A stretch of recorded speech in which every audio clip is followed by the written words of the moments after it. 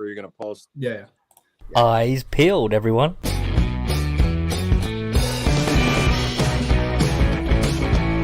Welcome to the Full 10 Yards Fantasy Football Podcast.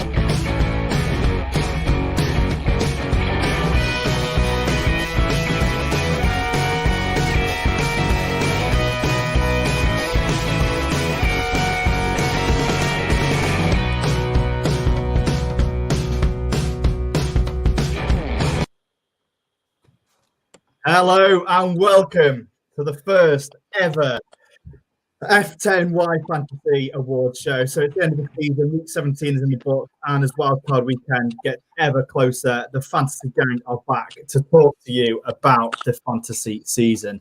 So I will welcome the guys into the room. We've got the full gang here tonight. So Adil, how are you doing? Oh, I'm enjoying every minute of this. I'm going to look forward to all of these awards and to the playoffs this weekend, the double triple headers. Yeah, double triple header. Cannot wait. First time we've seen that of the wildcard weekend. James, the baby permitting, you are here tonight. So how are you doing?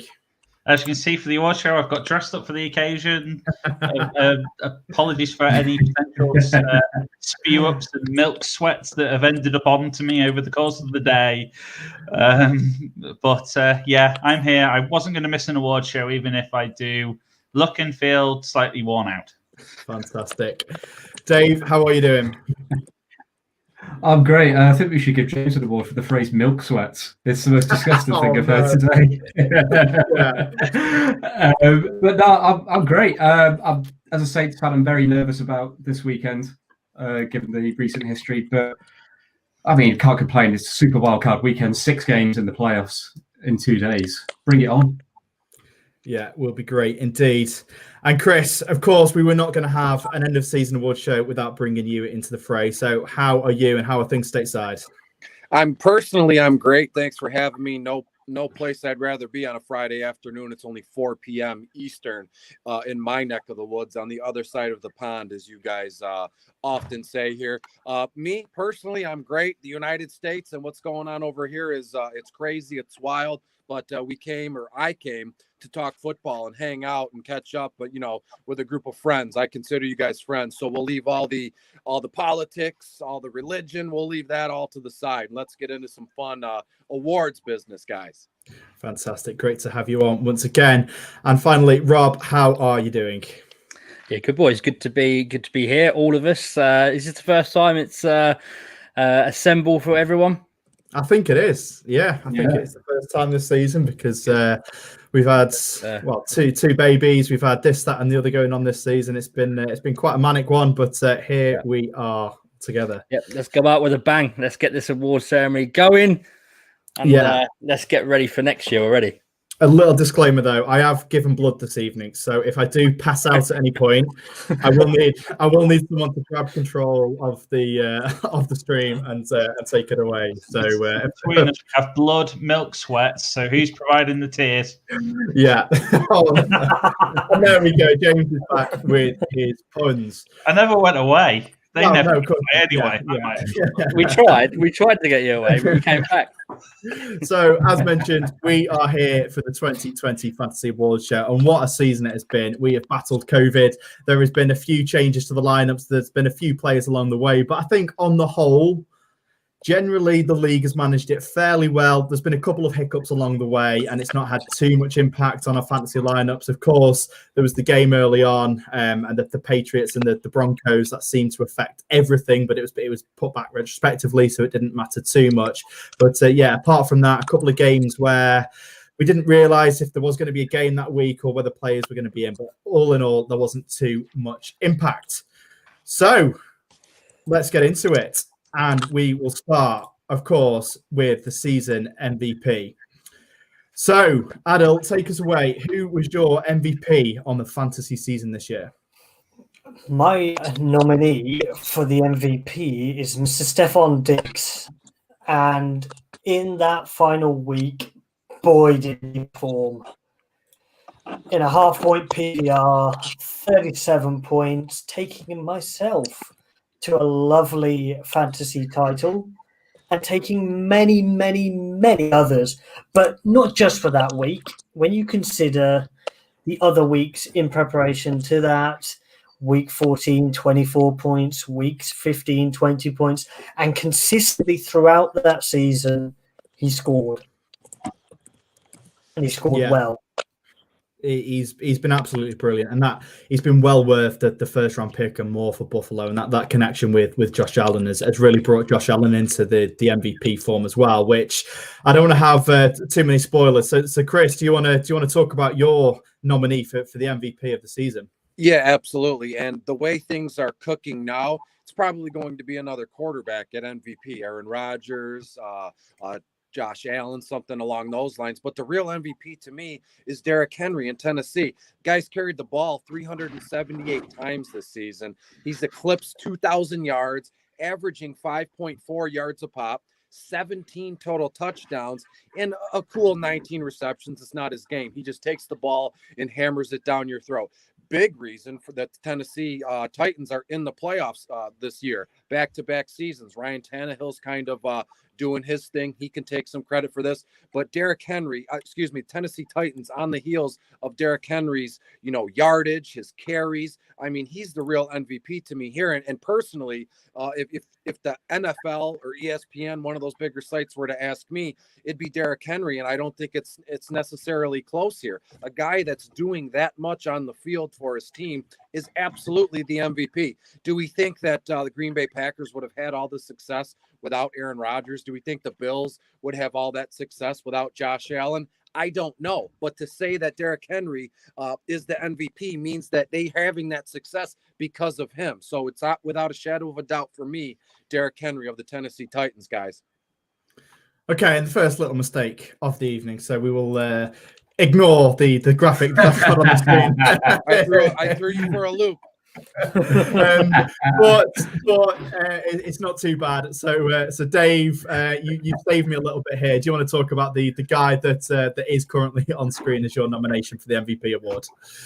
Yeah, absolutely. Well, firstly, I just want to say that I love hearing Chris talk about NFL, because I almost won round to the idea of I'd throw Josh Allen out. Yeah, Derrick Henry MVP. I'm just looking through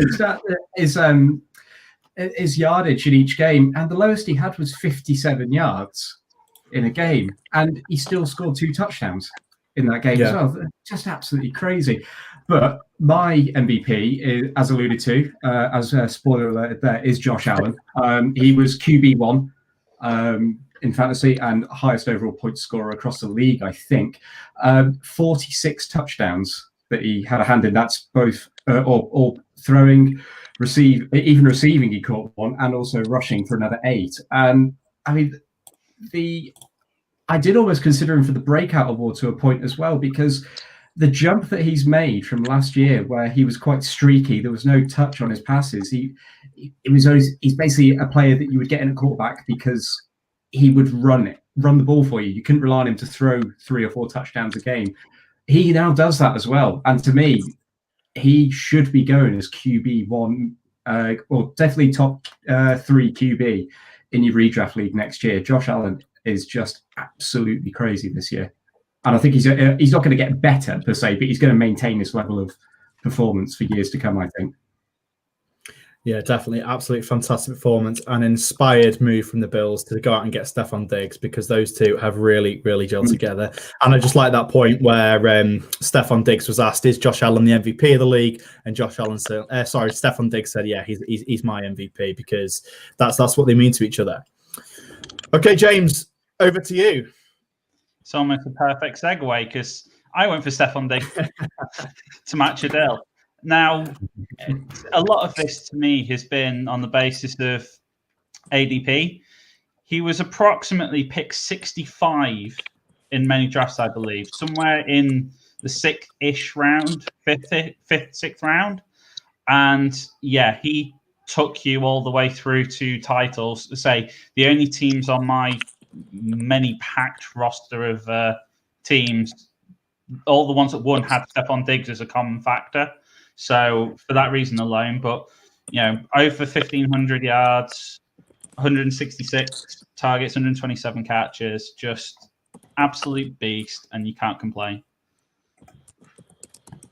So Lawrence, Mr. Retro himself, says no love for Lamar, another 1,000 yards on the ground. But his vote seriously does go to Davante Adams. So yeah, Davante Adams, fantastic season there. And Lamar Jackson, I think he started off the season a little bit shaky, but he has come good, which is probably why he is not in this conversation. And Rob, take us away. Who is your nomination for the MVP in the year? Yeah, I actually traded away Lamar Jackson because he wasn't doing it for me and my team. Anyway, my MVP of the season goes to Travis Kelce because, listen, this guy is, he's number one in tight ends. You drafted him as a number one tight end. He's going to be the number one tight end next year. It's just phenomenal. I think I'm counting up now, 1, 2, 3, only 4 games under 15 points for 0.5 PPR scoring this year. It's just been insane. I mean, the reason why is my MVP is because he's the one for in that position, isn't he? He's the out and out number one guy that you're drafting at the tight end, and he's just so reliable. You don't have to worry about him every week. So reliable. He's got such a great connection with Mr. Mahomes, and yeah, Travis Kelce for me has been lights out. So I like all of the shouts, Josh Allen's and the stuff, Stephon Diggs, Derrick Henry's, great shouts. But for me, Travis Kelce is just a man on a mission right now. Yeah, and I think it's just the value at the position that he has provided. That's right. Is really the one there. He is the most valuable player in the position. Yeah, and I do apologise, Rob, because every time we bring up a comment or anything, it does completely wipe out your face. But here we go. So, no one really wants to see my face anyway, so that's fine. So Kevin, I know Chris, you do work with Kevin at the Hammercast Network. He says Aaron Rodgers will always remember you slighting him, and yes, of course, Green Bay took Love in the first round of the NFL draft. Yeah, and he is playing now to an MVP level this year, so he will certainly be hurt that he's not been included in this. So Aaron, if you are watching, we heartily apologise. You have had a decent season in. I'm not apologizing. Kevin and I have grown pretty close and friends, colleagues, however you want to put it. And of course, I'm going to slight Aaron Rodgers. Of course, I'm going to slight the Green Bay Packers, the Chicago Bears, and the Minnesota Vikings. I bleed Honolulu blue and silver. I'm a member of the One Pride Detroit Lions fan. So anytime I can get a jab in it at someone else from the NFC North, I'm going to do it because the Lions haven't been pretty good, or have not been good at all. So I got to get it where I can, right? Exactly. Okay, so it's time for the first winner of the night. And I have gone for, drum roll please, Mr. Stephon Diggs. Phenomenal season from the wideouts. And I think he is guaranteed for a first round pick next year. What a fantastic season. And yeah, just cannot wait to see him tomorrow against the Colts. Yeah. Are we confident? I don't know. have you seen our DBs this year? That's the first game tomorrow. Kicks off my time, 1:05 p.m. Eastern time. So first game of the long wild card weekend. Okay, Chris, here's a question for you while we've got you on. And it's a question that I asked yesterday on our live stream, but nobody had the answer. Why do the games kick off 5 minutes later on wildcard weekends than they do in the regular season? I'm just pulling this out from left field here. I would imagine it has everything to do with like the TV time, the TV deals, the broadcasting. They're going to have an extra 5 minutes for flights overhead, a longer Star-Spangled Banner, things along those lines. Football is football, but it has everything to do with money and TV deals. That's why a lot of these times, in Buffalo, the game could be blacked out for everybody in the country, everybody in the world, except Buffalo. It has everything to do with money, everything to do with TV deals, streaming services, TV deals here. So I would imagine there just an extra 5 minutes to get everything right. Like I said, flyovers, a guy will jump out of a plane and land in the middle of the field to get the game ball. Who knows what the heck is going on, but I'd like to think that's why they need that extra 5 minutes. Yeah, UK fans will recall Jackson DeVille, the Jaguars mascot, doing all the kind of crazy stunts he does before the games at Wembley Stadium. So we'll move on to the next award, and that is the opposite. It is the biggest bust. So the player that disappointed everybody after being touted to have a massive season this year. So Adil, take us away. Who is your biggest bust of the year? So this one I think is a little harsh on the guy, but it has to be Saquon Barkley for me, because he was most likely going to be the number 2 pick. I picked him twice, I believe, this season, and he was one game and done, and you're left with a giant hole in your actual in your offensive strategy for your fantasy lineups for the rest of the season. And in one of the teams that I did take him second, I came stone dead last. Yikes! Yeah, disappointing season. So how good we think Saquon will be next year with? Who knows who's going to be the quarterback? We've seen rumors about Deshaun Watson to New York in the last 24 hours or so. So if that happens, will that elevate Barkley's game enough to make him be drafted as a top 2-3 running back once again next year, Adil? I really don't know. It all depends on how well his actually injury rehab goes as well, because the injury that he had, whether he loses a step in pace or something like that, you don't know until he actually hits the ground running. Yeah, totally. Okay, Chris, who is your biggest bust of the year?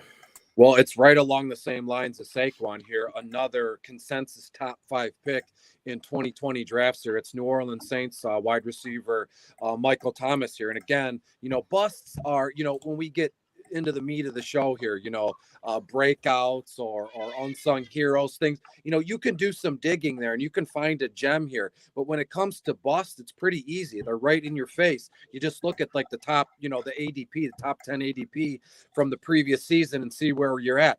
Michael Thomas was a consensus top 5 guy. He was drafted as early as 3rd overall, 4th and 5th overall in a lot of drafts here, mainly redrafts, obviously, even some dynasty leagues. But Michael Thomas, after setting a bunch of records the previous season, receptions, yardage, all those things, he only played in, I believe, 3.5 games, 2.5 games, something like that. He's only targeted 55 times, only caught 40 passes, put up 438 yards, didn't even score a touchdown this season, which is awful for a top 5 pick here. If you any team that drafted a guy like MT in the top 5 spot here and didn't have him all season, I'd be pretty hard pressed to think that you made a big run at a championship this year. And again, I hate the idea of, how can I put this? Saying that a guy is a bust based on injuries. You'd like to think that a guy that plays a full 16 games, it could be equally as a bust as an injury guy. But there's no way around the fact that Michael Thomas busted this year for us. It was a combination of his high draft stock and the fact that he didn't do nothing because of his injury here. So I want it on record. I'm not a fan of saying a guy is a bust because of injuries here, but this one is just too easy. It's right in everybody's face here. So Michael Thomas from the New Orleans Saints is my bust of the year, boys. Yeah, and I think with Michael Thomas, it wasn't just the injuries that ruined his season. There was a couple of off-field issues as well. There was talk about him being traded. Was it Gardner Johnson that he apparently punched at a practice? So there was other stuff going on as well, and I think that goes to heighten the claim there. So Dave, who have you got as your bust of the year? I've got this is a personal one for me because of how much he screwed up so many of my fantasy teams. It's Joe Mixon. The guy, he had one game against Jacksonville in week 4 where 151 yards on the ground and 2 scores, 30 yards in the air, and another score on top of that. And I'm thinking, here we go. Joe Mixon with Joe Burrow understanding he's going to be handing the ball off to him, just ease Burrow into the league. And then after week 6, he disappeared. And there was all this talk, oh, he'll be back next week. Zach Taylor says again, oh, no, the week after that, until they just decide to put him on IR when it's too late and he's already completely torched any chances he had of making the playoffs. You can tell I've taken it personally. Especially when we then resort to putting in Gio bloody Bernard instead of Joe Mixon, and he gets it. Oh, yeah, I've got a lot of Bengals hate in this podcast coming up for me, just because again, like Chris said, I don't like putting someone as a bust because of injury. And Joe Mixon didn't play after week 6. However, the warning signs were there when, he in 6 games he had 4 touchdowns, and 3 of those came against the Jags in week 4. So yeah, for me, Joe Mixon bust, and I don't know what his value will be next year either in redraft. And real fast, if I may, David, something was going on with Mixon, just like it was going on with Michael Thomas, right? So they put Mixon on the IR in week 10 after he hadn't already played, and they could have put him on IR then. Something wasn't adding up this season in Cincinnati with Mixon, just like Michael Thomas, kind of like Kenny Golladay here in Detroit too. He practiced, but he didn't play. He's practicing and he wasn't on IR. Was it just something? How can I say this? Something slimy or sneaky was going on with Mixon this season. I agree. And Lawrence has gone for his bust as being Cam Newton. Yes, the New England Patriots quarterback. I thought he had a bust cam, like a camera, like a like a fly. I am assuming 10 yards after hours. Yeah, I'm assuming it's Cam Newton. So Lawrence, if you have got a busted webcam, then I do apologise. Okay, then we go on to you, James. Who have you got? Oh, I spoiled it. James, who have you got? Well, people who were injured and how much we don't like the idea of saying you're a bust because you're injured. When you're the 101 and you get 3 games usage out of him, it's hard not to include Christian McCaffrey in this list.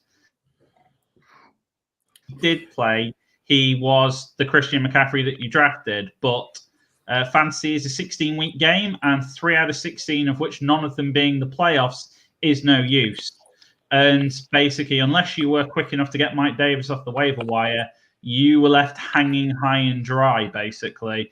And it was one of those where the injury wasn't like, if you had an IR spot, you could just put him in there and forget about it and wait until he came back. But, in leagues where you have no IR spots, it was just a case of each week saying he could be available next week, but it's unlikely. It was, a long layoff at the beginning, and then suddenly it went easier and sort of week by week, and each week it was the hope that killed you. And in many leagues it was a case of I need that bench spot, but someone's going to take it, and then of course the week he does come back and he scores 37 points, and then you don't see him again. So for that reason I've put CMC in here. I'm sure he'll probably still be the 101 next season. Again, that's a debate for the off season, but this season, 3 games worth of production, not for me. Well, McCaffrey was the highest scoring running back if you go on points per game this season in PPR leagues, which doesn't really help you very much. But this is why they have that caveat of, with that where it says where they played at least 10 games. It just shows what he can do when he is given the football. So hopefully he'll come back healthy next year. And finally, Rob, who have you got? I am agreeing with our man over there in Detroit. I'm going to go for Michael Thomas as well, simply because no touchdowns on the year. Look, he had 6 games in the middle of the year where he got 51 yards, 27 yards, 104, 50, 105, 84, no touchdowns. Didn't score over 15 fantasy points in half-point PPR scoring all year. You drafted him probably 3rd or 4th overall in your drafts, and he stunk. So for me, Michael Thomas, and for again all the reasons that Chris has already said, and I do think there was some truth in the off-season stuff with Drew Brees as well. I mean, cast your mind way back when in 2020 when all the Black Lives Matter stuff kicked off. There was some issues there with Drew Brees that clearly rolled into the season. I'm not buying that Michael Thomas was injured for all that time. I think there was definitely some issues going on. There was obviously the fight, as we mentioned. I don't know whether Michael Thomas will be there next year. I don't know what his fantasy value is going forward. But all I know is I had him on a few teams this year, and he was no good. So he is my fantasy bust. And Chris, Rob, I am agreeing with you, and purely because of the off-field stuff that heightened it, Michael Thomas is the winner. Well, it's not really a clapping award, this one, so shame on you, Michael Thomas. I'm going to walk around with my bell shouting shame behind you as you parade the streets. Okay, over to the next award, and we are going to look at the star who broke out this year. So, Adil, take us away with the person who broke out. So this guy, it's a little bit out of left field for considering a breakout. He was a rookie for the season. So when you look at rookie, Wookie? You talking about the That's a different sport altogether, mate. That is. when you look at rookie wide receivers, they don't tend to perform very, very well. And Chase Claypool was different because there were weeks where he was incredibly good and there were weeks where he was a wide receiver 2 kind of player on the season, and that exceeded a lot of the expectations. And when you consider how bad the downfield passing of that Steelers offense has been, he still scored reasonably well, and that's why he is my breakout star. Yeah, Chase Claypool, fantastic season. That 4-touchdown game, just incredible stuff from him this season. Chris, for you, who was the breakout star? Well, in my notes, I think there was a lot of, I named like 3 or 4 guys with a question mark after him. So I'm not too sure what the graphic will say, but the first on my list is Corey Davis. Yes. Tennessee Titans. So if you look at what he's done, right, he hasn't done much his whole career. Let's say, let me look at it. The most yardage he's ever had this season, 984. So you'd like to think with the playoffs, he should get to 1,000 total yards. He scored 5 touchdowns this season. He's had 6 combined in 3 previous seasons here. He's averaging about 70.3 yards a game, almost 71% catching percentage here, targeted 92 times. So Corey Davis, by all means, has taken a step forward here. And again, people were comparing him, like kidding around this time last year, comparing him to like a guy in Miami. What the heck is Devontae Parker's name? Yeah, all wide receivers break out when they're in their mid-20s, when they're 25 or 26, something like that here. But Corey Davis put together a very respectable season, and it's hard to do in Tennessee, or it's hard to do with any professional team when you got a guy like Derrick Henry who's taking 25 to 30 carries a game, who's absolutely controlling the clock on the ground here. But Corey Davis stood out to me. AJ Brown is fantastic. He's a top 10 dynasty wide receiver in my book. So for Corey Davis to step up the way he has, I think he truly broke out here, and he is a restricted free agent heading into the offseason here in 2021. So I firmly believe he will not return to Tennessee because he's going to be able to make money somewhere else. I'd love to see him here in Detroit, but Corey Davis is my breakout of a very tumultuous, arduous, long, weird season. Yeah, for me, Corey Davis he's just been so consistent. And apart from the 2 games where he goose egged, he put up double-digit points in every single week of the season, which, yeah, fantastic season there for Corey Davis. So, Dave, who have you got? A late season bloomer here. It's Chicago Bears RB David Montgomery. I wasn't particularly high on him coming into the season, and that sort of was reflected in his early season scoring where, he was scoring single digits or hovering around 10, 11 points. But then after the week 11 bye for the Bears, 25, 27, 24, 29, 20, and that's just when you fantasy season, excuse me.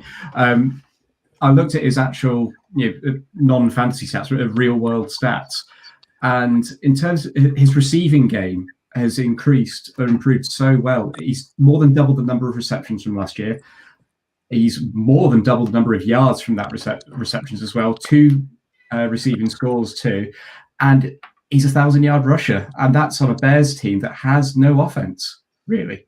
It has Nick Foles or Mitchell Trubisky, neither of which were the answer.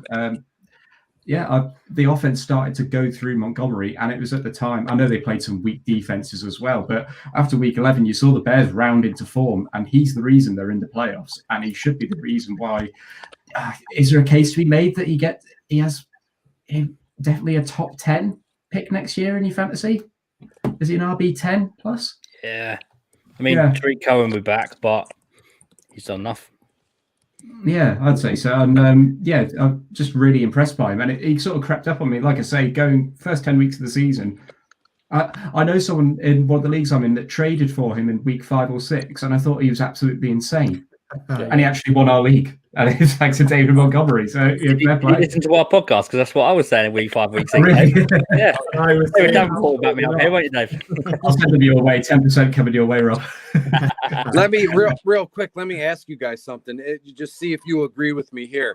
In all my time playing fantasy football, and especially the last few years, and this season, more importantly, there's 2 types of David Montgomery people. You either love him, you're all in on him, or you want nothing to do with them. You talk down to him. There's no in between. I've yet to meet somebody or come across somebody on social media or at the grocery store, let's say, that's like, David Montgomery's okay. I could take him or leave it. It's always one end or the other here. And I'm a guy who's all in on Demon. I've loved him since he stepped into the league, and a guy that's going to see 240 plus carries a season is good in my book, guys. Over here, Chris, we've got a saying for that. Marmite. We call it Marmite, yeah. A Marmite. Marmite, you either love it or hate it. And the thing I love about David Montgomery is there was that Jonathan Taylor meme at the middle of the season that did the comparisons, and it was feet of David Montgomery, vision of David Montgomery. Everything was of David Montgomery, and they both had excellent second halves of the season. So they both started off poorly in the season and both broke out. That's my favorite thing about that meme. And David Montgomery, great season for him. So James, So James, who have you got? Well, like Adele, I've gone for a rookie, and the one that I don't know if anybody saw coming, and that's the Jacksonville running back James Robinson. So it's That's great. Stephon Diggs. that looks like James Robinson, though. Oh, no, you give it away. Oh, unbelievable. What is this, amateur hour? I'll keep talking. Let's just Breeze past that. under the carpet for a minute. But James Robinson, pretty much undrafted by every Yeah, we fired in the morning, don't worry. NFL draft. And he just broke out and proved to be the team's RB1 pretty much right off the bat. He had 5 games through the year in fantasy where he was over 20 points. He had only 1 game where he played where he was below 10. He had, I believe, 4 100-plus yard rushing games, went over 1,000 yards on the season, added in another 49 receptions for 344 yards, and got 10 total touchdowns from someone who I believe most people will have got on waivers week 1 or 2. But, yeah, he could well be a piece of that offense, in the new era that is coming up, whichever QB you would assume the Jags drafted their number 1 pick. He's pretty much the best story to come out of Jacksonville, apart from hearing that the Jets won. So, yeah, my vote is for James Robinson. Yes. Ignore the faux pas there. And Rob, finally, who have you got? And I have got this one right, but we have already seen it. But I can screw you over right now. James Robinson. It's going to be a picture of Stephon Diggs, but with James Robinson's name.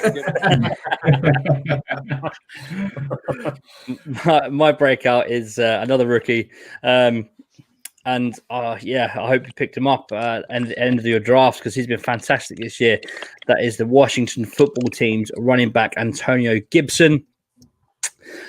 Started off kind of in a bit of a committee. End of the season, he's a superstar. Sort of had his breakout game week 7, and from then onwards, he sort of didn't really look back. Couple of games over 100 yards, couple of multiple games touchdowns.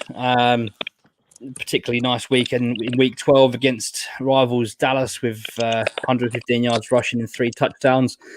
It's been a great season for him, and I was an advocate of him pre-season and in draft season, getting him late in my drafts because you didn't know that backfield was a bit messy. Absolutely fantastic. Glad I picked him up late, and he's won fantasy championships this year. So that for me is a big tick and a reason why he's my breakout star. Yeah, indeed. Lawrence is in agreement with the James Robinson pick. Yeah. However, I am going for, and Rob, this will surprise you, David Montgomery takes it. It's nice to see you eating humble pie. Have you got some? Is it nice and warm?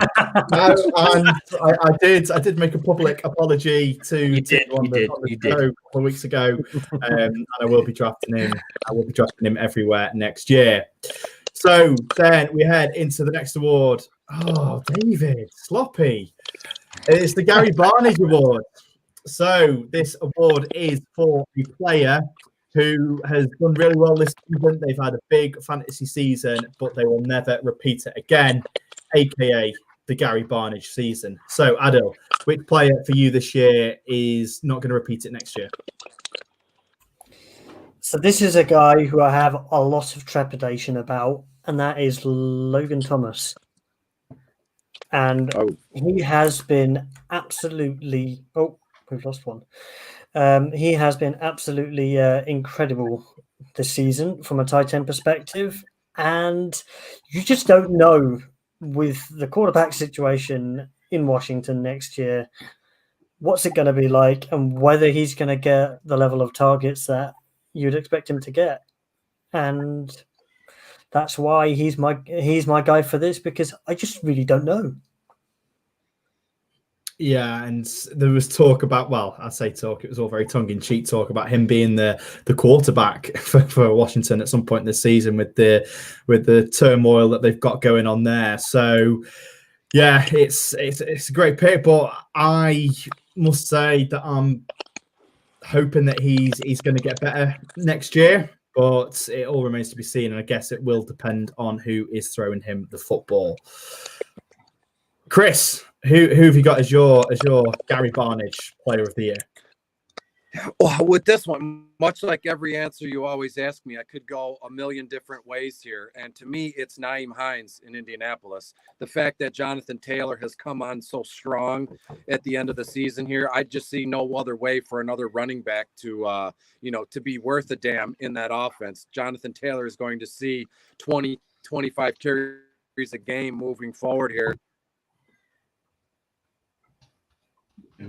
Hi, Chris has gone again, but yeah, Jonathan Taylor is certainly going to be taking a bigger and bigger piece of the pie in the offense. And I guess Nyheim's value will thoroughly depend on Philip Rivers. Philip Rivers, as we know, loves that check down option in the offense and loves the passes, which Nyheim Hines really succeeds at. So, Nyheim, Rob, he's somebody you've been flying the flag for this season. What do you think his odds are like going into next year? I don't think. They're definitely going to be. I don't think he's going to be as good as he has been this year. But again, there's a lot of variables. It depends who's throwing the ball. If it's still Philip Rivers, then he'll still be fine. But yeah, I mean, Jonathan Taylor has come in and taken that number one role. There's no doubt about that. But I think Nyheim Hines is still usable. I think he's still got his role in that offense. I think they like him there. I think Coach Reich loves him. And it's good to have a weapon like that because he's a great, third down option. He's great pass catching back. So he'll be used. I think this is probably his best season, but I don't think he's going to completely fall off a cliff. But yeah, I can see why he's up for this award. But personally, I don't know. I think he's going to be worth something next year and going forward. Yeah, definitely. Dave, who have you got? Stephon Diggs. No. Much like Adil, I've gone with Logan Thomas. And I don't have too much to add to what Adil said. QB situation to me is so up in the air that you can't expect him to be as good as he's been. He was tight end 3 on the season this year. That's absolutely insane. And I know that it's Travis Kelce's league and all the other tight ends are playing in it. But I don't think we can expect Logan Thomas to be a tight end 3, and I don't think you should necessarily be drafting him as a tight end 3, third overall tight end in redraft leagues next year. I could be wrong. I hope I'm wrong because I've loved watching him play this year, but that would be the biggest sort of alarm bell for me is, do you expect him to be a top 5 tight end next year? Oh, the hate for Logan Thomas. The guy was a quarterback 12 months ago. Yeah, I think it's harsh. I think Logan Thomas is great. I think he's proved himself to be worth something. So I don't know. I quite like him going forward. This is so much disrespect I'm happy to be proven wrong. It's just playing tight end 3. Definitely. That's where I mean. I don't think he's going to be useless next year. He's not going to go full Gary Barnage, but That's hard. I think we'll see some natural regression. I think that's where I'm coming down on it. Yeah, I can certainly see that. It's whether you see him as a kind of a top 12 tight end. If he falls off the top 12 tight end radar, then that's something to be really alarmed with. Okay, James, over to you. And I did go with the first one that you wrote down. So I was going to say I gave 3 answers, of which I'll talk briefly about all 3, anticipating that Rob might carry on a little bit with one of them. But the 3 I had were Russell Gage, Robert Tonyan, and Dalton Schultz. Now, Dalton Schultz is obvious. It's because Blake Jarwin will come back. Always Jarwin. Always Jarwin. So Dalton Schultz from tight end 11 will completely, I wanted to say Barry Garbage, but I think that's probably more an award title, to be honest. But he'll completely Gary Barnage at the end of this. But Tonyan was pretty much the person we all talked about when we came up with this award.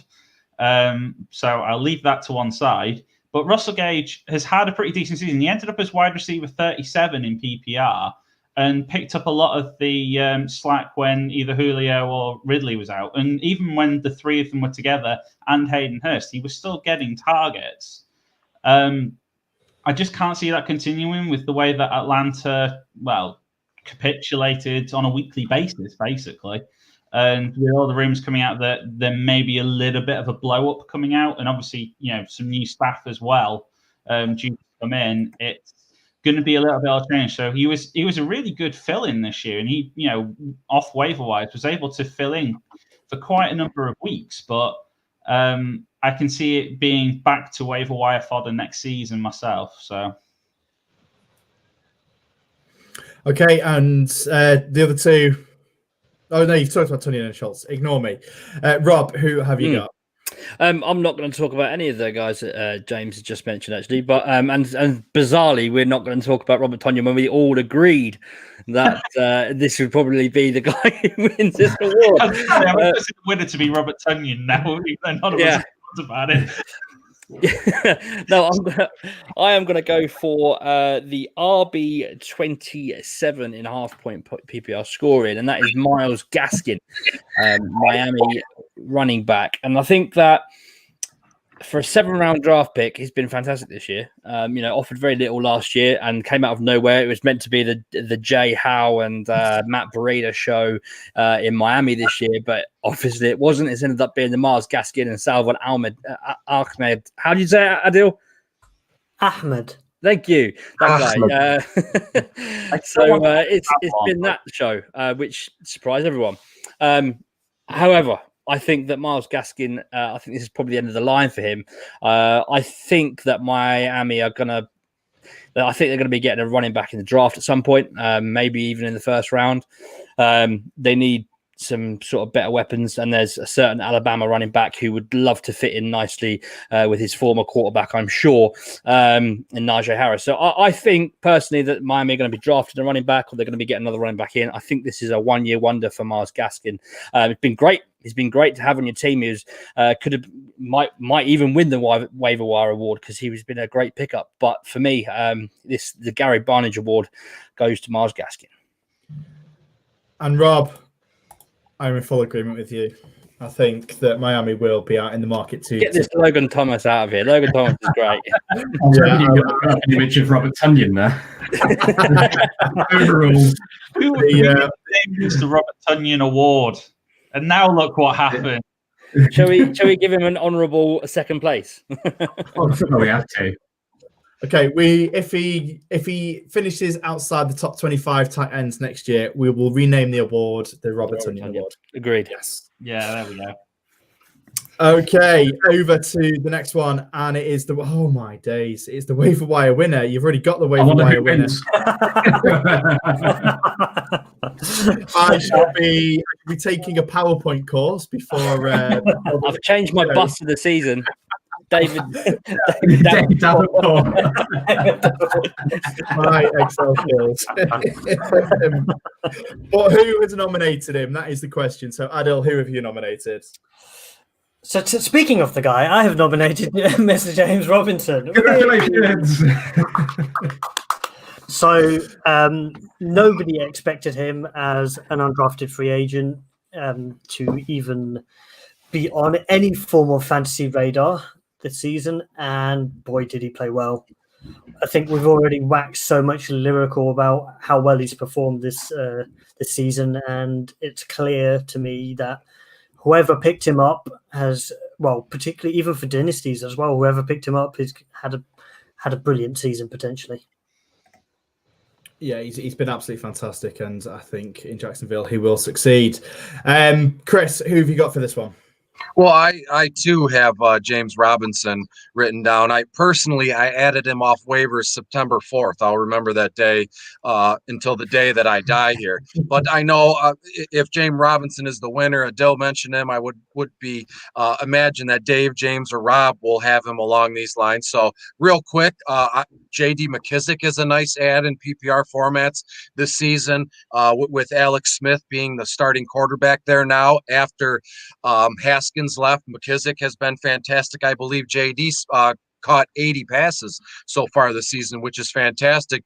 And then a guy like Jalen Hurts in Philadelphia was a nice add. You know, in dynasty leagues, Hurts was already owned, but in a redraft format, people added Jalen Hurts for Philadelphia, and he went on to put up great numbers in a small amount of time in 3 or 4 weeks here. So I'm sticking with James Robinson, just sprinkling in a couple others that I find personally to be waiver wire winners.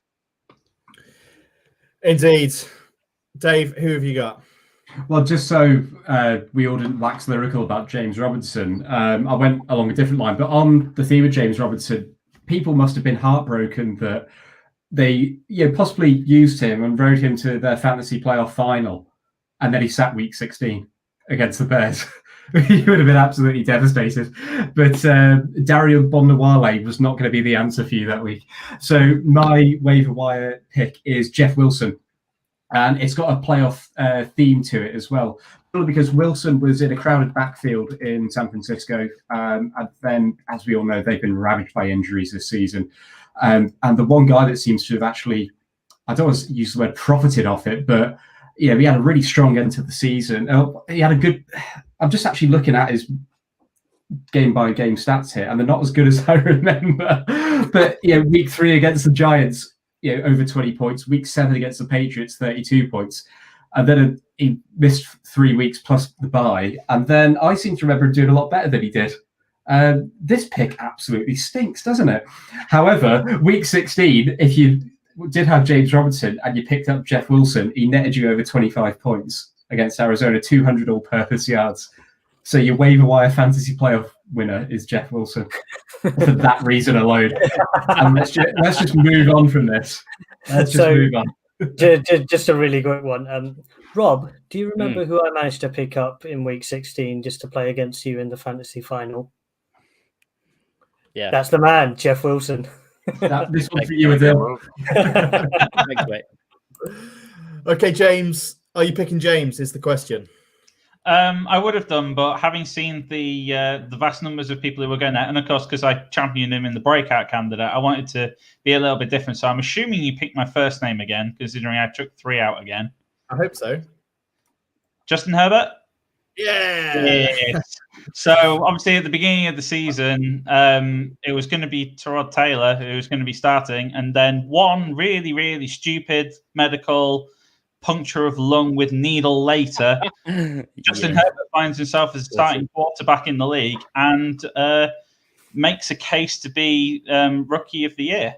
I mean, a lot of obviously was barely drafted, certainly in redraft, on the basis that you weren't expecting him to be starting for at least 4, 5, 6 weeks.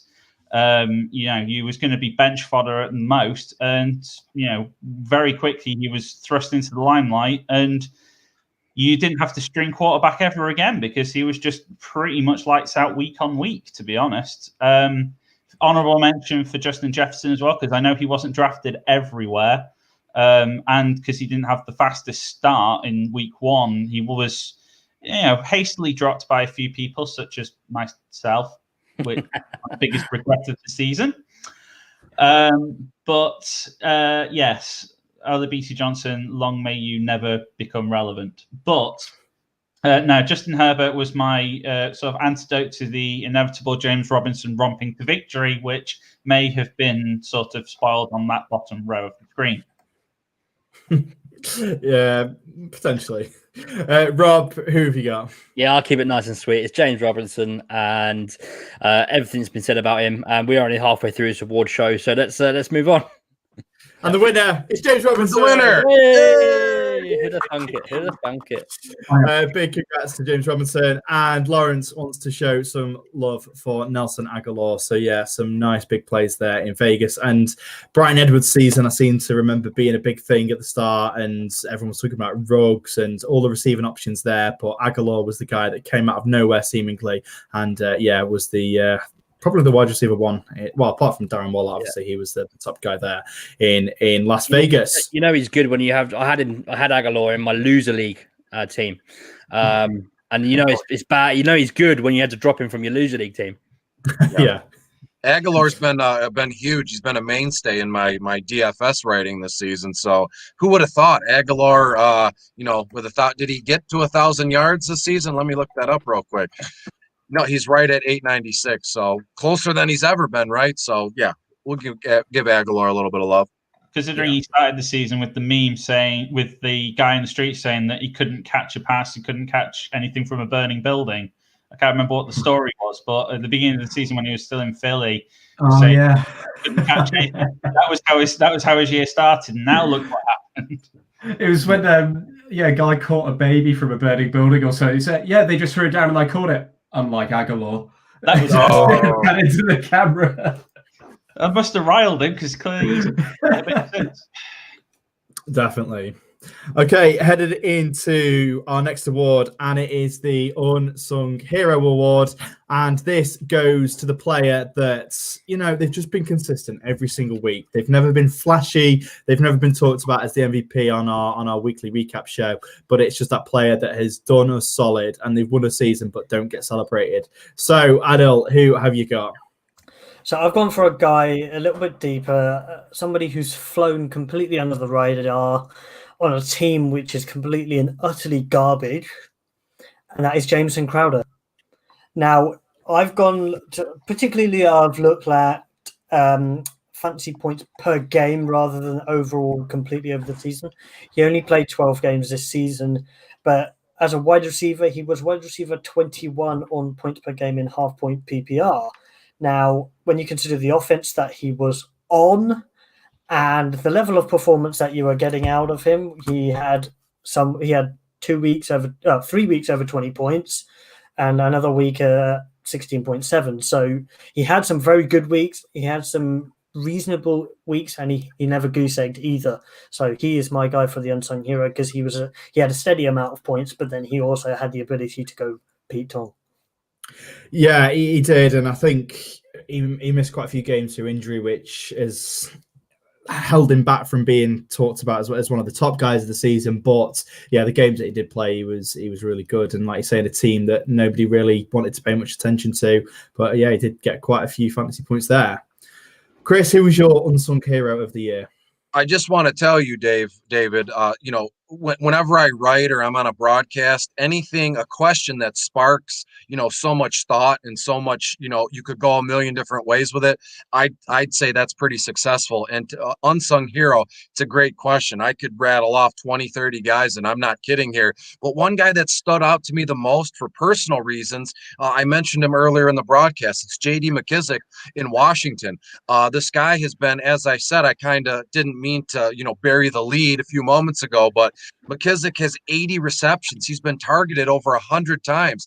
And if you look at what he's done, he catches like 89% of his targets. That's fantastic on a team that's pretty young, and they're kind of leaning on their defense right now. That stud defensive line, a young kid like Chase Young here. So, when you can get a guy who's he's not a veteran, but he's not a young kid. He's kind of right in the middle, been bounced around in the NFL. Teams have even my Lions, added him, then they cut him. He's been bounced around his entire career. I believe it's only been 3 or 4 years, but J.D. McKissic is an unsung hero, not only for seasonal formats, for DFS purposes too. This guy has just stayed low cost, $5,500, $4,600 on DraftKings here all season, and he's been a PPR. He's been a PPR golden boy. 80 receptions all season. It is fantastic for a wide receiver, and you're telling me an RB2 on a Washington football team, so to me, I think J.D. McKissic has been fantastic. He is my personal unsung hero so far this season. Completely agree with you there. He's been fantastic, and the amount of receptions that he's had, brilliant. Dave, who's your unsung hero? And this won't surprise listeners. Yeah, before I get into that one, an honourable mention to the Los Angeles Chargers team doctor. He really helped you out if you had Justin Herbert sitting in the taxi squad.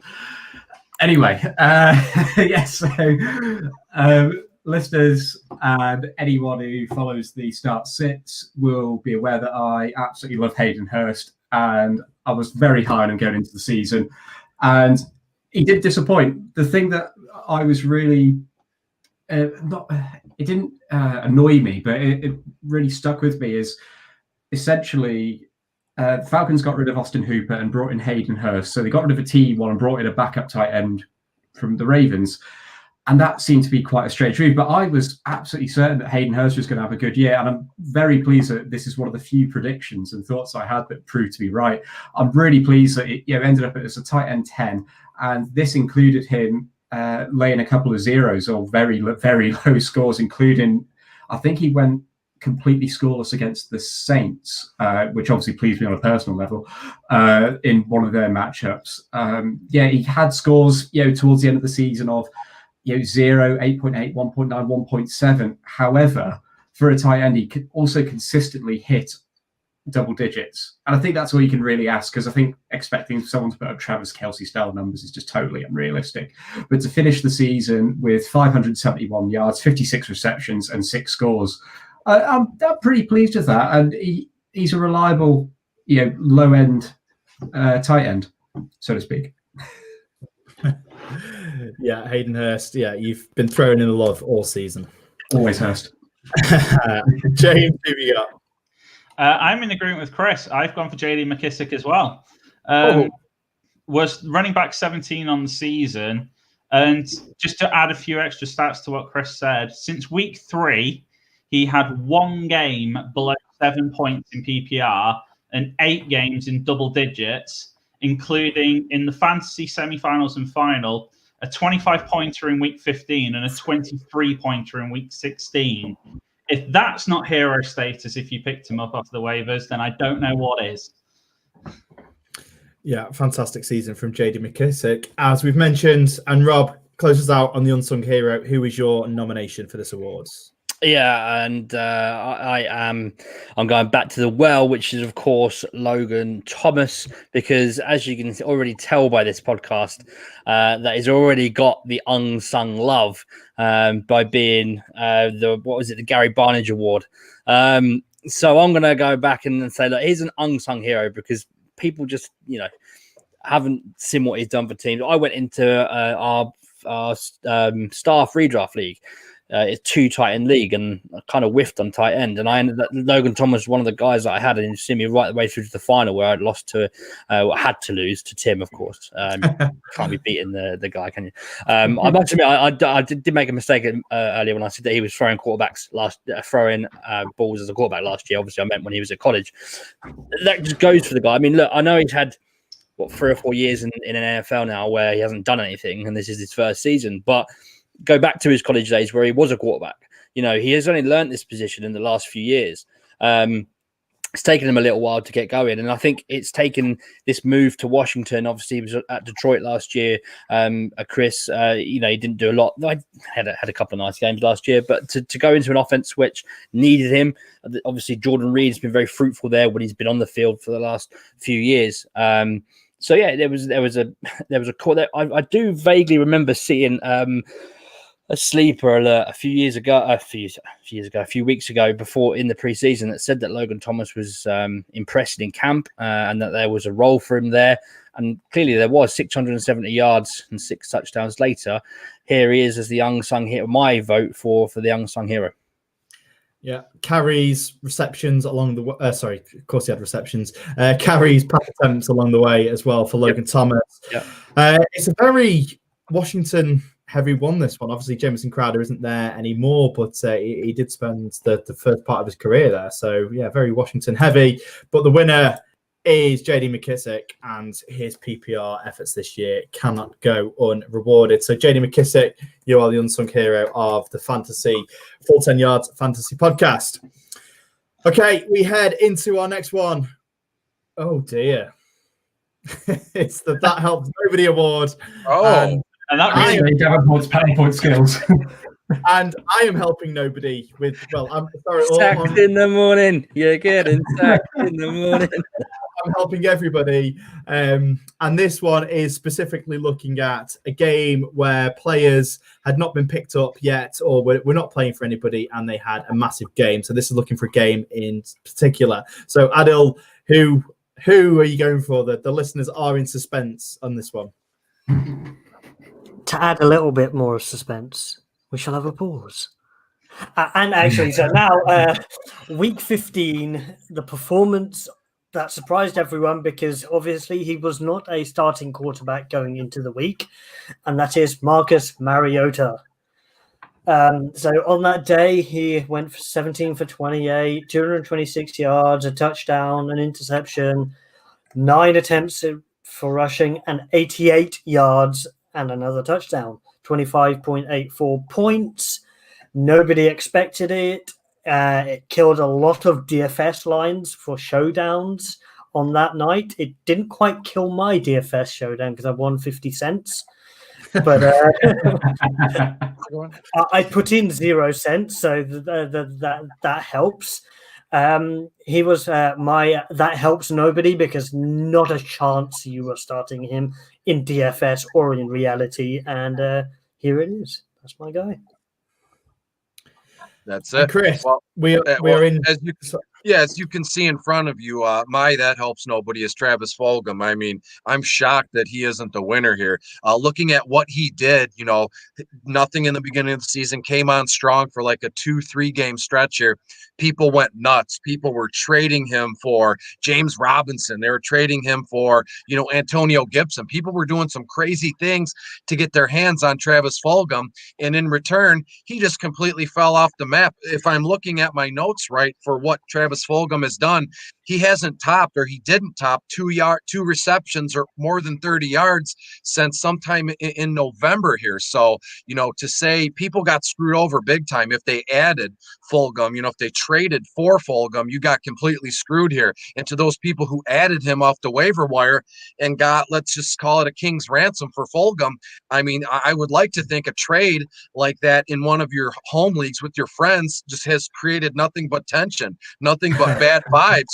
I can't believe you took Travis Fulgham for that. And I want my guys back. I want the trade to be null and void, but anything goes in dynasty leagues and fantasy football here. So Travis Fulgham, you really screwed a lot of people, and you've also helped nobody in terms of, you've helped the people that traded you for a ransom here, but for the most part, Travis Fulgham has helped nobody. Yeah, very, very droppable now indeed. And Dave, go on. I can't possibly imagine who you're going to pick. The Travis Fulgham thing, I just looked at it. It's after that 4-game stretch, it's incredible, the drop-off. It's incredible. Anyway, week 16, fantasy playoffs, the final, championship game. And Samaje Perine, 95 yards on the ground, 41 yards in the air, 2 scores. Come on. finishing as RB3 on championship weekend. Come on. Who's really starting Samaje Perine? Because weirdly enough, Gio Bernard was a top RB8 that week. So if you're gonna go Bengal, surely you would go Gio Bernard. But I'm just looking at who was below. Jonathan Taylor in 10th, Miles Sanders, Ezekiel Elliott, Nick Chubb. But no, Samaje Perine. Just an absolute championship game killer. And if anyone here or watching did start him, then fair play to you. And I will be looking to you for who's gonna the next lotto numbers, anything like that, because that is just that I started him, but it was in the loser league. Yes, you did. Yes. Says the goal. Well, that's James, who've you got? Well, it says up there Robert Tonyan. However, having just reviewed his sort of early point of the season, his week 4 performance, right, was 6 of 6 for 98 yards and 3 touchdowns, did come after he'd had 2 games in double digits. I was thinking that was his breakout game, but actually he'd had 2 reasonable games, and some people had actually picked him up. However, him going absolutely ham like that, I don't think he'd yet built the trust that anyone had plugged him into their lineups. However, my backup here was Anthony Ferkser for Tennessee, when he also, in week 6, he had 8 receptions for 113 yards and a touchdown and 25 points that absolutely no one had him in the lineup for. So basically, tight ends that were completely off radar until that week. So, yeah, to be fair, either of them are pretty legit candidates for this award, I think. Yeah, and Rob, who is your nomination? Well, it's nice to know that I could try and fight for my players to try and sway your decision, Dave, but I obviously know that's not going to happen now. Salvon Ahmed, and sorry, still. And the reason why it's a bit of a double whammy, really, for him, because in week 10, he come out and had 85 rushing yards, touchdown, brilliant. People picked him up for the next week, 43 yards, nothing else. Thank you very much. And then goes off the boil for a couple of weeks, then bang, straight back in week 15, 122 yards, 1 touchdown, looked great, 3 targets, looked fantastic. Next week, 6 rushes for 2 yards. That helps nobody if you started Salvon Ahmed in your week 16 championship semi-final. Championship final, sorry. You were not happy. You were not happy indeed. Like the backfield, we've already discussed it, is such a minefield, and I expect to see some changes there. Before we do announce the winner, Lawrence says Cam Akers did have a random monster game right. Yes, he did, and I think it could be said for a lot of the Los Angeles Rams running backs this year, because Henderson, Brown, Akers, they all seem to randomly go off at different points throughout the season. If you're talking about Cam Akers, you need to say that that helps nobody award is probably what McVay said in the preseason when he said we're going to go with the 3-headed back monster. We don't know which one we're going to use from week to week, so that would be my vote for that for the whole Cam Akers thing. Tell Lawrence to hang tight and watch for about 2 more minutes. I got something real big on Cam Akers. Hey, Lawrence, boss, if I may call you Larry, hang tight. I got some Cam Akers stuff for you real soon. Okay, and yes, so that takes us. Well, sorry, the winner of the That Helps Nobody award is Marcus Mariota, because a lot of people rushed out to waivers to get him, and Derek Carr was fine. Derek Carr played on, and Marcus Mariota went back to the bench. Okay, we move into the next award, and it is the EastEnders Awards. Now, Chris, I assume, that we're going to have to do a little bit of explaining as to what EastEnders is. Yes, please. Yes. I did look it up, so I have a little bit of an idea, but I'd like to see what the mood in the room is about. You have no idea. Even if you looked it up, you have no idea. So, essentially, an EastEnder, to begin with, is somebody who is from the east side of London. They are called EastEnders or Cockneys. And This is a television soap. Obviously, you have those in the States, Days of Our Lives being the main one that we know over here. And EastEnders, it's all based around the Queen Victoria pub, Peggy Mitchell, I'm trying to name characters here because I don't watch it myself, but yeah, it's nobody's ever happy in it. Everyone's constantly fighting, and every episode we are left on a cliffhanger. So towards the end of the episode, the tension is built. Oh, that's why you called it this. I was trying to figure It could have been called the Italian Job Award, but no, we went for EastEnders. We couldn't call it the Done Award either. The only reason we've invited Chris on is so that I get the chance to explain what the award means. So Need any more filler in this show? yeah, that is, of course, a joke, Chris. But yeah, the EastEnders Award is here, and which player has left us on a cliffhanger headed into the 2021 season? So Adil, take us away on this one. So my nominee for this award is somebody who you would have expected to have done better on the season, considering he was traded for by the Houston Texans, and that is David Johnson. He pooped for the majority of the season, considering where you were probably drafting him in the first round of many drafts.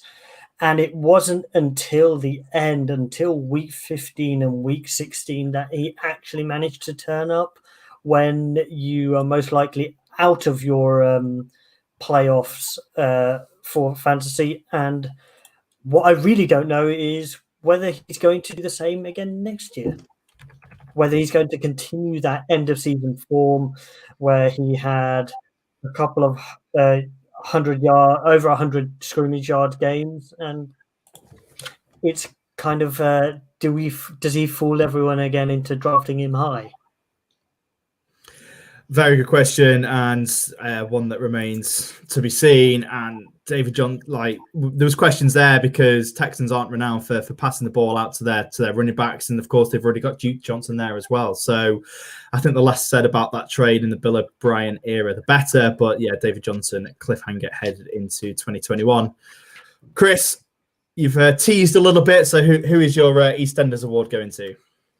Well, this one, it's still pretty good for me. My EastEnders Award is for rookie running back Cam Akers playing for the Los Angeles Rams. If you look at his game script, he went in week 6 and 7, 0.0, wasn't even on the field. Actually, he played 2% of the snaps in week 6, played 4% of the snaps in week 7. Then all the way through, didn't do much. 5 carries, 9 carries, nothing crazy.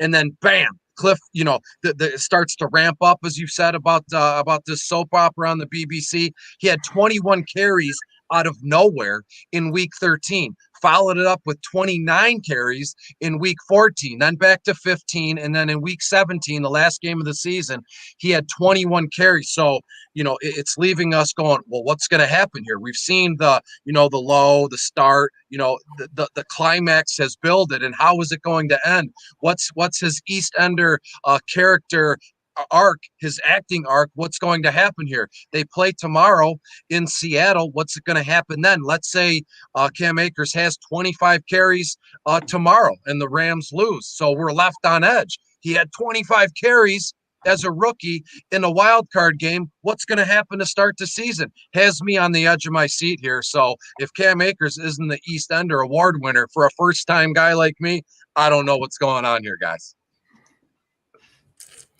Yeah, and like you say, it is a cliffhanger, and very, very well passionately put there, Chris. So, Dave, who are you going for? I feel following up Chris is always just such a nightmare. It's so good, but this one, I am denied about it, and it's, again, much like Logan Thomas, it's not a slight on the player himself, but it's more the organization. It's Jalen Hurts. Because the Eagles, I have no idea what they're going to look like next season. And I think teams are going to have a better idea of what Jalen Hurts is like and can game plan against him better, in my opinion. But, I mean, are the Eagles going to be, will they have anyone to catch passes from him next year? Is the offensive line still going to be placed? Is Jason Kelsey still going to be there next year? Could Nate Sudfeld be the starter? No. But to me, I just feel like Hurts is strong into the season might just be, not that I've seen him getting overhyped, but I feel like he may get overhyped and he might get drafted a bit too high. I feel like to some people his draft ranking is a bit above a slam dunk at the moment, to mix some sports metaphors. And yeah, Jalen Hurts. I mean, I could be wrong, and I hope I am, because I've got him in a couple of taxi squads, and it'd be great if he balled out. But yeah, to me, I need to see a little bit more from Hurts, especially when teams can game plan against him next season a bit better. Yeah, cliffhanger indeed. James, who is your EastEnders award? Well, in many ways, it's the whole of the San Francisco 49ers backfield, but I've specifically picked out Jeff Wilson since at the end of the season, he was the one fit enough to still run. So the only one really who had any kind of cliff to still hang off of. Because Jerick McKinnon pretty much fell off the cliff, rather literally, almost literally in many respects. Raheem Mostert's just been injured for so long that we have no idea what he's going to come back like next season. So Jeff Wilson took his opportunity, and on a few games, he absolutely, literally ran with it. And he ended the season with week 16, fantasy championship with that 29 points that we've mentioned a few times. And then in week 17 with 23 points. So he's clearly, the man in form for San Francisco, so to speak. So be interesting to see what the running back depth chart looks like next season with hopefully a bit more bill of health for them, let's say. And whether, they give up on McKinnon and go for another, you draft another running back, I don't know. But it's going to be a very interesting room to look at next season, I think. It is indeed. And Jerick McKinnon, I think, considering the money that San Francisco have paid to him in that mega contract, obviously he missed the first couple of seasons there with injury, but his usage at times this season, I think he'd be a candidate for the bust, because even when it was his turn, it was his week to perform, he got very little usage sometimes, and players like Jeff Wilson did step up to the mark. And Rob, the Italian Job, the EastEnders Award, whatever you'd like to call it, who is your nomination? My nomination is going to our boy Dilly. It's going to Jonathan Taylor. Simply because, and I was thinking about this earlier actually, because at the beginning of the season, I remember saying in one of our podcasts, Jonathan Taylor this year is going to take him a few games to get into it. Obviously, we thought at the beginning of the season that he had Marlon Mack. And obviously Nyheim Hines, and we thought that was going to be a bit of a sort of a split backfield. And I said, it's going to take to sort of week 9, week 10. I think I probably said week 8, to be honest, on the podcast. Until he gets going, I think it was going to be a slow start. But in reality, it got to that week 7, week 8, and I'm thinking, I don't know. I was really, really high on Jonathan Taylor coming into the season. He was my number one running back after doing so much research on him, writing articles, blowing smoke up his armpits. I was really, really, really looking forward to him coming into the year, and obviously being drafted to the Colts just went off on another level. Come week 9, I'm thinking, oh man, he's had sort of 1 or 2 good games, but not looking like the guy from Wisconsin that we saw last year. And then he hit the ground literally running, as we said a few times, 90 yards, 91 yards, 150 yards, 83 yards, 74 yards, 253 yards. Jonathan Taylor, you are the EastEnders Award winner for me, because I can't wait to see what's going to happen in the next episode next year. You'd assume, I do believe Diddy backed me up with this Marlon Mack's in a contract year, so I'm not sure whether we don't know whether he's back next season. We don't know if he's back next season. I don't know whether he will be. I am super excited for Jonathan Taylor next year. I've rekindled all that love from last preseason, and yeah, I've got some hot takes ready for Jonathan Taylor into next year. Spoiler alert: RB1. Oh, really? You got the Colts hat, the Colts jersey. I would have never guessed it. You'll believe he's a Packers fan. Enough already with that joke. Okay, so now this is a tough one. Rob, I fully get where you're coming from, and I love Jonathan Taylor. I can't wait to see what we have next year, but I think it's not quite a cliffhanger, because I believe he has cemented his place a little bit more than Cam Akers has. So, Chris, the EastEnders Awards, It goes to you. It goes to your Cam Akers pick. I am really excited to see what Cam Akers brings to the table next year because he's flashed this year, and I just want him to dominate over Darrell Henderson and Malcolm Brown. I mean, come on, Shaw, sort it To out. be honest with you, listening to Rob, this isn't a joke by any means. I know we're always fooling around, but what Rob said about Jonathan Taylor makes a whole bunch of sense in terms of the East Ender Award. So I'd like to split this award with Rob. He can have JT, I can have Cam, and we can both have a piece of the East Enders Award here this evening. Okay, how's about by committee, even in the awards? Okay, so Cam Akers can have the EastEnders Award, and JT can have the Italian Job Award. How's that? Perfect. There we go. Have you Deal. seen the Italian Job, Chris? Yeah, I have. I own it. It's around here somewhere. Yeah. I've seen it So definitely. There we go. that is literally a cliffhanger. So yeah, we'll award that one to JT. Okay, so the penultimate award of the evening, and that is your favorite moment of the year. So this could be anything. This could be something that's happened on this podcast, any other podcast. It could be a play that's happened. It could be something in one of your leagues. It could be absolutely anything. It is just your favorite moment of this fantasy season for whatever reason. So Dilly, we'll start with you. What is your favorite moment of the 2020 fantasy season? So this is going to get a little bit serious because back in, I would say, well, the middle of last year, so in the height of the pandemic, I completely took a break away from fantasy football for reasons that I won't get into fully, but Rob knows a few of those. And when it came to the season, I was highly underprepared, and I was kind of doing it just because it was something to keep me occupied.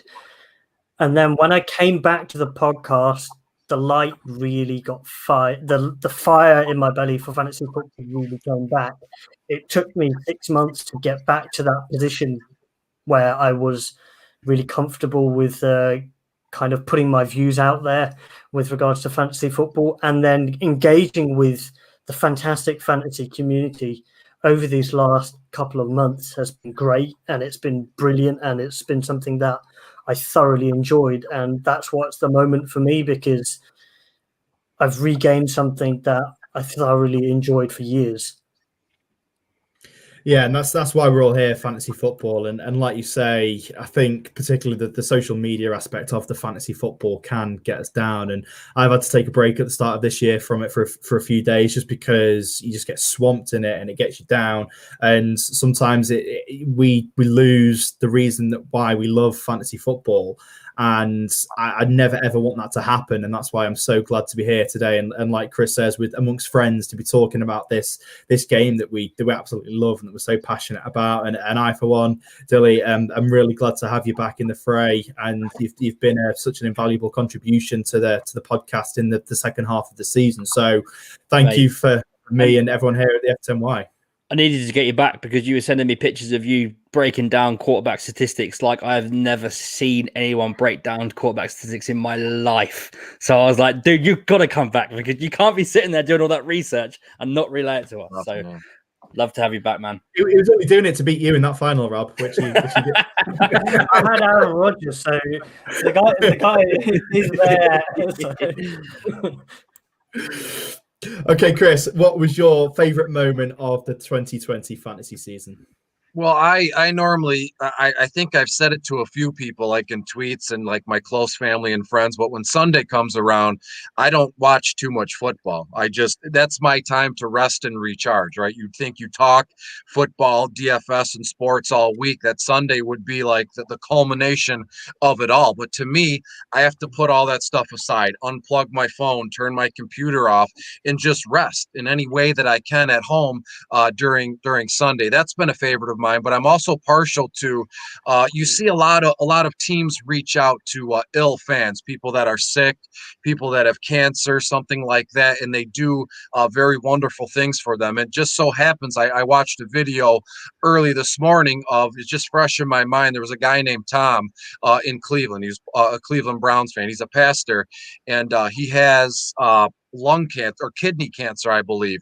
And he did a live broadcast, like the phone is right here, how he wanted to see one more Cleveland game before he died because he didn't have long left on this earth here. And he goes, being at home in my chair with my Cleveland Browns blanket on, I get to watch, one last game. Like that's how down and out he felt. He didn't even think he had a week left on this earth. And it just made its way around, right? And Cleveland invited him to watch week 17 where they won and made it to the playoffs. Baker Mayfield called him right before kickoff. Then Baker Mayfield's wife came up to the box that they were in. And then after the game, he was able to hang with Baker, at the end of the game here. And I know that's a very specific kind of a thought here, but it's the last thing that I've seen here. And I don't know if Tom is still alive or if he's passed on yet, but I love that idea of, we're regular people like us, sick, healthy, we're not in love and in hate. If we're failing, if we're succeeding, we always have someone that will have our back. If we're good people and we put out that good, wholesome kind of thing, people are going to accept us. People are going to take us in for that. And it just so happens, as LD said, and as you, David, have said, we're able to broadcast here on a Friday afternoon or evening on your end and just hang out and laugh. We have our headphones on. We have our jerseys hanging behind us. I got, a couple things here, my G.I. Joe collection, my comic book collection here, and nobody makes fun of me for it because this is my happy place. I'm in my office, in my basement, hanging out with you guys, and we can have fun. And it's just a joy when people, when you see that light switch flip as it has for Aldi or me or Rob or Dave or James, anybody, when he's away, he can be with his family and his newborn baby, and then he can take, his milk covered shirt and get here with us and hang out, and really have a blast. It's like we can turn everything off for an hour while we're all together. We can unplug our phones on Sunday if we want and just be at peace. Whatever brings you the most joy, happiness, and peace, we're all entitled to that as human beings here. So I love you for always having me on throughout the entirety of the season here. I love the idea of Tom, who's sick and down and out. The Cleveland Browns, took him in like that here. So the joy to me is just the growth and the learning and the building that we've all done, together and separately throughout this very odd and tumultuous NFL season. So of the whole, it's just being here with you guys building, and I hate to say, building a brand, because then that makes it seem so disingenuous. It seems very impersonal. It's like, selfish. I'm building my brand. Screw what you guys think. We can all learn and grow and succeed together. There's no reason to put my boot on your head and climb over you to the top. There's room for all of us to succeed. There's room for all of us to make it at the top. And the way to do that is to support each other and, love each other and share each other's stuff. So thank you for giving me the space. Thank you for letting me give this monologue that I had totally unprepared for the last 30 minutes or however long I'm talking here. So I don't know what time it is on your side of town, but I'm sure you probably 1, 2 in the morning. You'd like to go up to bed. You want to hear me shut up. So I will. Thank you for having me. And my joy of the season is learning, growing, and building together. I'm just worried about Dave having to go next again. Is that a good thing or a bad thing? How can I follow up? Dilly and Chris there, be absolutely wonderful. It's such a lovely thing that you said, Chris, and I completely echo the sentiments as well. It's absolutely wonderful. My moment of the season is I'm just going to say it. We'll move on because it all seems very churlish now in comparison. Rex Burkhead scored 3 touchdowns in week 3. How sentimental of you, Dave. Thanks for that. To me, that is just one of the funniest things to me because it was the most Belichick middle finger up at the fantasy world, unintentionally, of course. Yeah. But is it Sony Michel? Is it James White? Will Cam Newton get all the carries? No, let's give it to Rex Burkhead this week. Let him score 3 touchdowns and BRB too. Yeah. So who's next to make everyone cry with such beautiful remarks? James, take us away. And ironically, isn't it someone who has the reason to as well? But I say my moment, I'm going to try and see if this works on the screen. But Oh, you're making me seem like such a bad person. to be honest, originally I was going to say Alex Smith coming back, and then I realised that no, I really needed to go heartfelt. But obviously, having a bit of time mid-season where I was obviously away from the podcast. This is the first year that I've ever actually done fantasy podcasting and been more than just the hype train online with just 2 articles a week kind of thing. And it's first time really truly being part of a community, and it's been fantastic. And then to have that little bundle of joy, and then to hear Rob on the following podcast say, "Congratulations, Dallas got it, had a good week." Yes, Made my day when I was shoveling poop out of a nappy. It's just, the opportunity just to, come on here every week, fire out a few really ridiculous puns, which now that Evie's been born can now be classed as dad jokes. So it's was just that the reason behind the conception? Just yeah, the excuse then for the jokes. the immaculate conception, shall we say? But it's been fantastic, and just being able to share it with making a whole bunch of new friends, even around the world as part of how far we've stretched, and long may it continue, basically. But yeah, I could easily have said Alex Smith coming back from his leg injury. That was the on-field moment that got me a bit choked.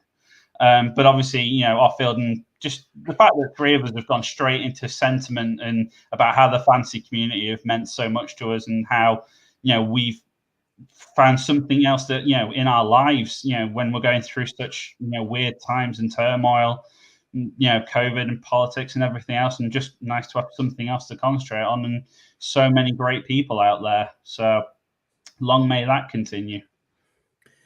Indeed. And Rob, close us out with your favourite moment of the year. Well, Don't you dare be sentimental. Don't you dare. No, I wasn't going to, Dave, but judging by how this has gone, I've changed it a little bit, because I was originally going to say the Landry to Beckham fake play, because I thought we were talking about moments of gameplay. But in light of the last 15 minutes of this heartfelt podcast, which is now going to go out in some serious mental state now with some people, I'm gonna say Rigoberto Sanchez, who after week 12, the punter from Indianapolis went out with he got cancer, had cancerous tumor removed after the game on week 12, and was back week 15. So my moment is week 15 against against Houston, when Rigoberto Sanchez come on and kicked another punt just 3 weeks after having major cancer removing surgery. So that would be my sentimental, heartfelt moment of the year, but not so much in gameplay, Dave, to back you up with your gameplay. I'm going to say it's the Landry to Beckham fake play. I really enjoyed that. I'm not a massive fan of the Browns, but I really, really enjoyed that play. That made me go, I like that. So that was my moment of the year on the field.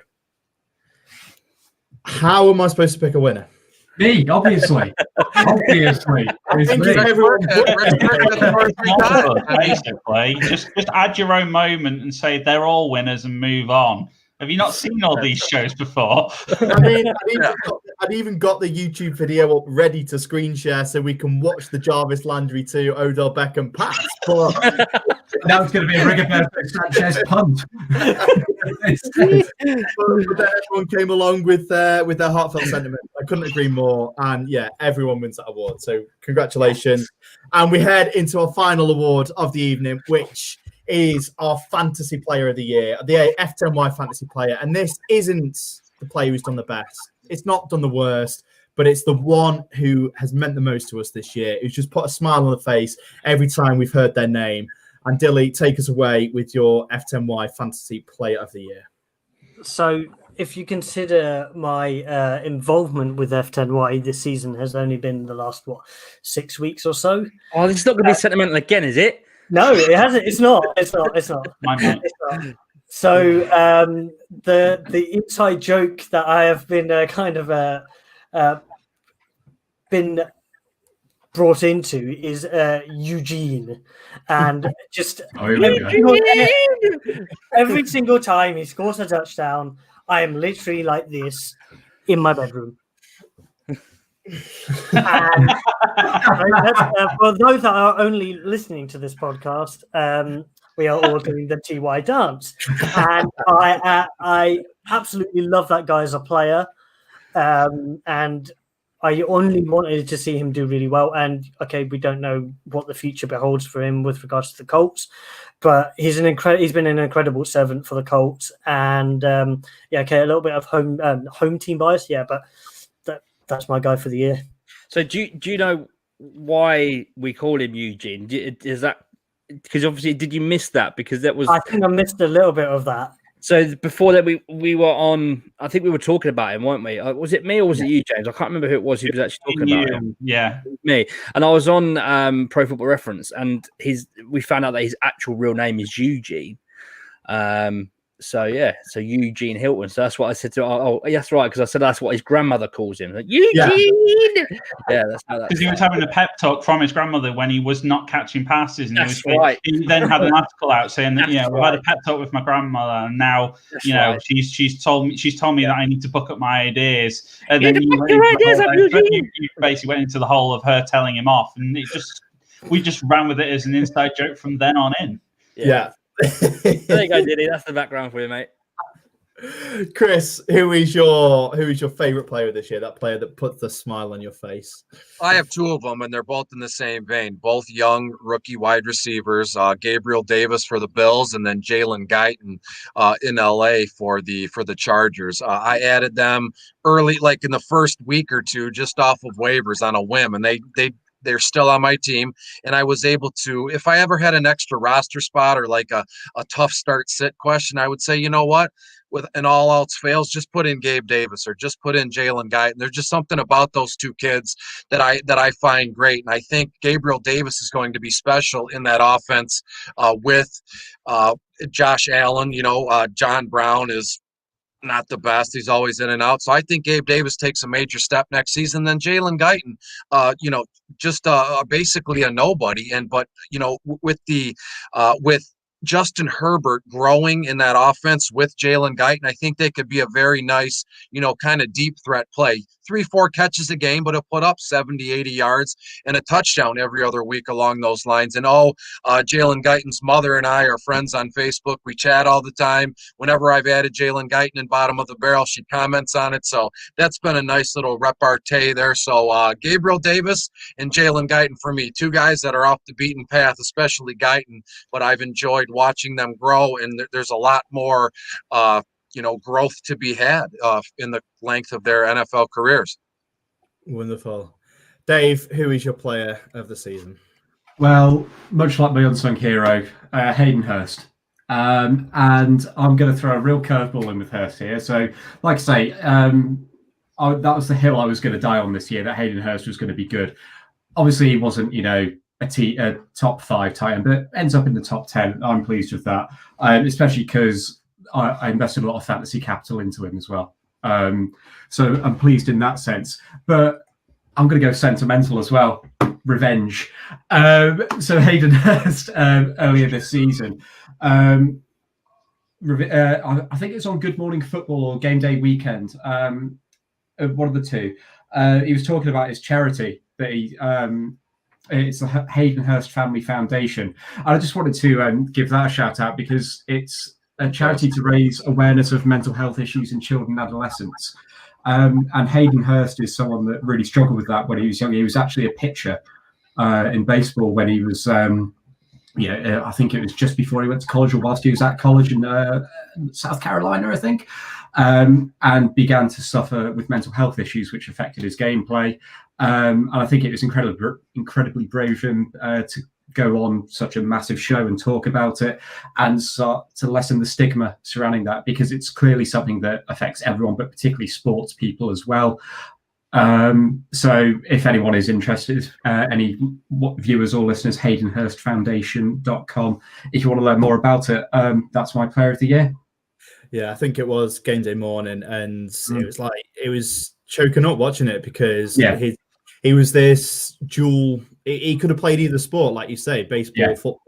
Just this talented guy, popular. He's got the world at his feet. But it just goes to show that mental health affects everybody, and you can't say that somebody who's got everything isn't allowed to suffer from mental health. And of course, he was in that situation and did consider taking his own life very strongly.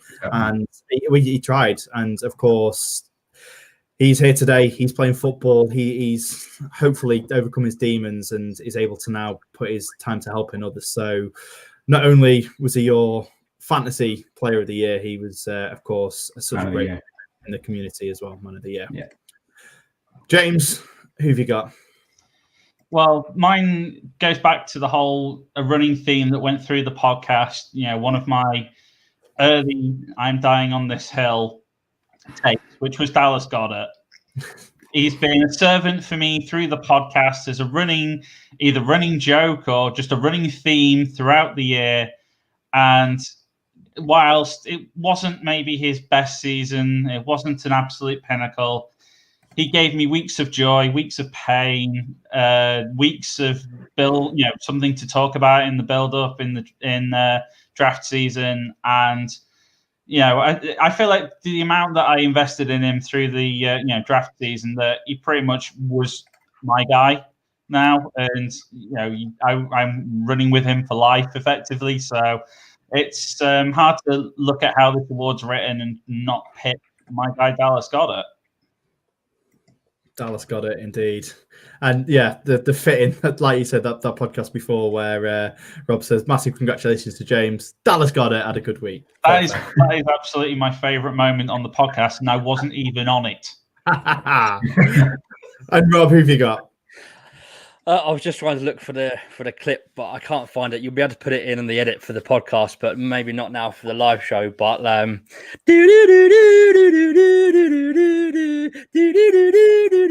always Jarwin. Yeah, it's got to be Blake Jarwin, especially after we built him up so much in the off season and how he became the company man. We've got T-shirts with Blake Jarwin on us. We've got Always Jarwin, hashtag Always Jarwin as a company slogan. And then he goes out in preseason or week one, whatever it was. We didn't have preseason to be. So thanks.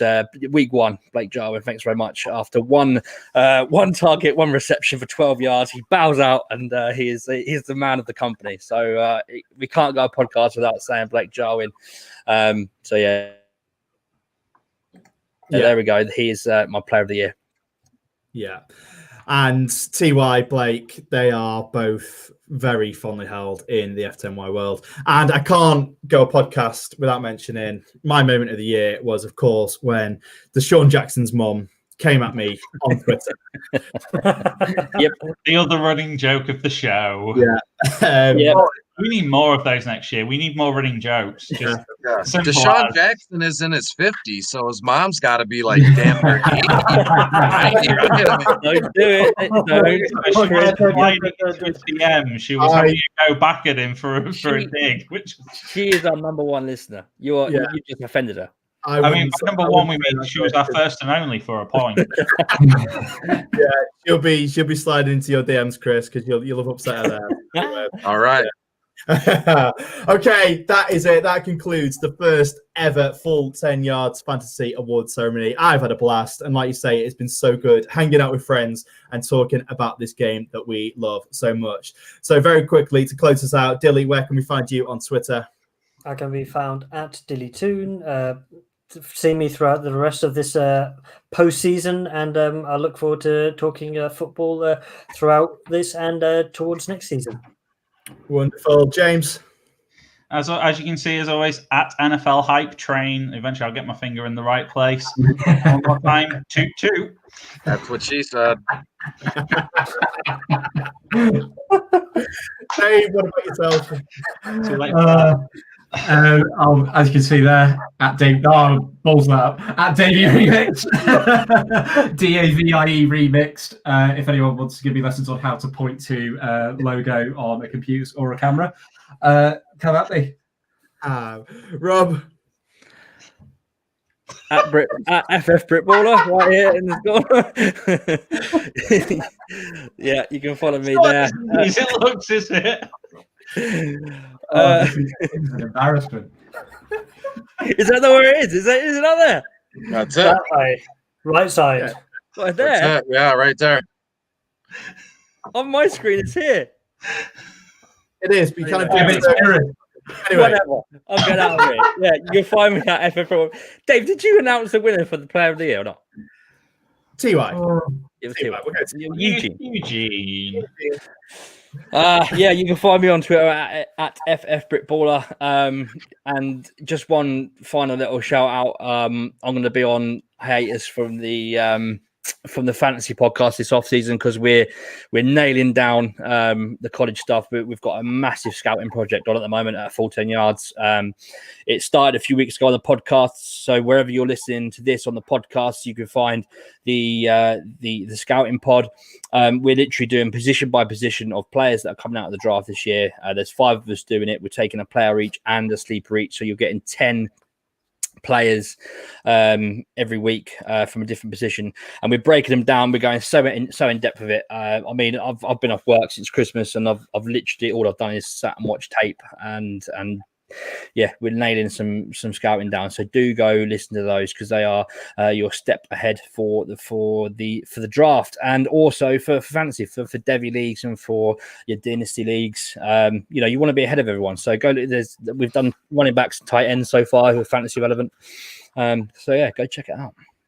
Perfect. And Chris, where can we find you and your work? Yeah, on Twitter at Detroit Beastie. Pretty simple. Bottom of the barrel is out now, and it's been out. Just a heads up for Saturday and Sunday. I'll be tweeting out early on Saturday, early on Sunday. Just some sample lines, free lines for FanDuel, DraftKings. Just happen to be very thankful that people are very, they're reading it, they're using them, and everybody's having a blast. So look for some free DFS lines throughout the weekend here at Detroit Beastie. Wonderful. And thank you for joining us once again. I've been David. You can find me on Twitter at Dav_F10Y. I've had a blast. And what we're going to be doing is we're going to be getting out on this audios as well. So if you've missed any of it, you will be able to listen back. So thank you so much for joining, and we'll see you very, very soon.